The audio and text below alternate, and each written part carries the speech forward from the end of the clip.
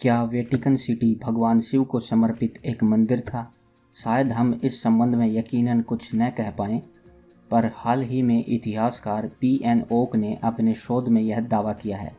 उनके अनुसार इस्लाम और ईसाई दोनों ही धर्म हिंदू धर्म के यौगिक हैं तथा वेटिकन शहर के अलावा काबा और यहाँ तक कि ताजमहल भी मूलतः शिव को ही समर्पित मंदिर है। आज का यह वीडियो उनके शोध पर ही आधारित है। इस वीडियो में हम उनके द्वारा ईसाई धर्म के पवित्र शहर वेटिकन सिटी और शिवलिंग के बीच बताई गई अद्भुत समानताओं के बारे में बताएंगे, जो कि एक बार आप सबको सोचने पर मजबूर कर देगी। वीडियो शुरू करने से पहले एक ज़रूरी बात, अगर आप इस चैनल पर पहली बार आए हैं तो आप इस चैनल को सब्सक्राइब ज़रूर करें ताकि आपको आगे ऐसी वीडियोज़ के अपडेट मिलते रहें। यह दुनिया धर्म के एक मजबूत आधार पर खड़ी है और शायद इस बात में कोई संदेह नहीं कि धर्म ही है जो व्यक्ति को सही और संयमित जीवन शैली को अपनाने के लिए प्रेरित करता है।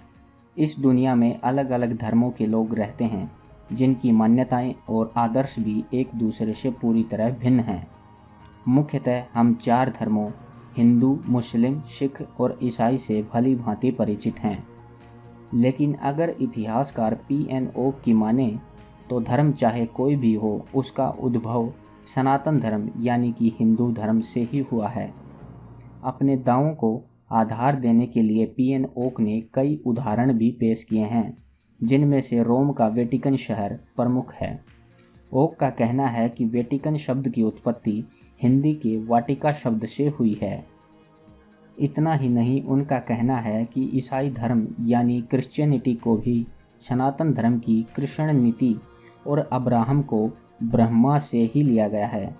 पी.एन. ओक का कहना है कि इस्लाम और ईसाई दोनों ही धर्म वैदिक मान्यताओं के विरूपण से जन्मे हैं।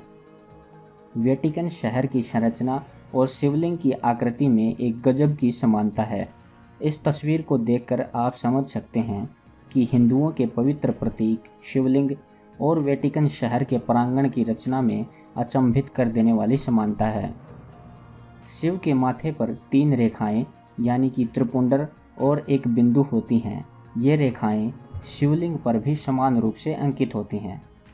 ध्यान से देखने पर आपको समझ आएगा कि जिन 3 रेखाओं और एक बिंदु का जिक्र यहाँ कर रहे हैं वह पियाजा सैन पिएट्रो के रूप में वेटिकन शहर के डिजाइन में समाहित है। इतिहासकार पी.एन. ओक के अनुसार वेटिकन शब्द को संस्कृत के वाटिका अर्थात वैदिक सांस्कृतिक केंद्र से लिया गया है। इसका अर्थ है ईसाई धर्म के उद्भव से बहुत पहले ही वेटिकन यानी कि वैदिक केंद्र जैसे शब्द का अस्तित्व था। रोम के वेटिकन शहर में खुदाई के दौरान भी एक शिवलिंग प्राप्त हुआ था, जिसे ग्रिगोरियन एस्ट्रूकैन म्यूजियम में रखा गया है। इतिहासकार पी.एन. ओक के अनुसार आरंभ में ईसाई धर्म भी एक वैदिक धर्म था जो कृष्ण नीति पर आधारित था। इसका नाम भी कृष्ण नीति ही था, जिसके बाद इसे अंग्रेजी में क्रिश्चियनिटी में ढाला गया।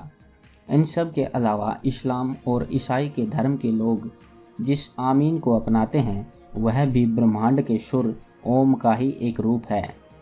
आपको क्या लगता है कि ईसाई धर्म और इस्लाम सनातन धर्म से ही निकला है या नहीं?